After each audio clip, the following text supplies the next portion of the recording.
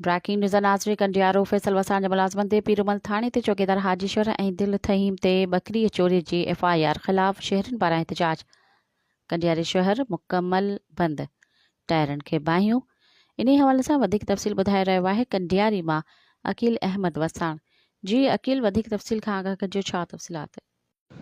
जी तव्हांखे ॿुधाईंदो हलां त कंडियारी शहर मुकमल बंदि आहे। शहरी रोडनि ते आहिनि ऐं मीरपुर ख़ासि, पेरूमल ऐं सांगड़ रोड मुकमल बंदि आहे। सभई शहरी जेके आहिनि सो एहतिजाज करे रहिया आहिनि। राति थींदड़ FIR GM फैसल वसाण जे मुलाज़िमनि ते, जंहिंमें हाजीशर चौकीदार ऐं चौकीदार दिल थईम ते, उन ख़िलाफ़ जेको आहे सो ही मुज़ाहिरो धरणो कयो पियो थो वञे।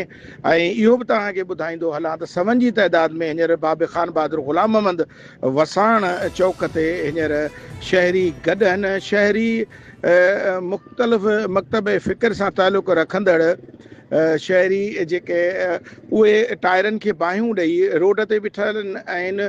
मीरपुर ख़ासि रोड बिलाका, सांगड़ ऐं पेरूमल रोड मुकमल बंदि पियो आहे।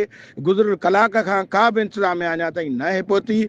ऐं इहो बि तव्हांखे ॿुधाईंदो हलां त GM फैसल वसाण जे मुलाज़िमनि, चौकीदार हाजीशर ऐं उन सां गॾु चौकीदार दिल थईम ते जेका आहे सो FIR थी आहे।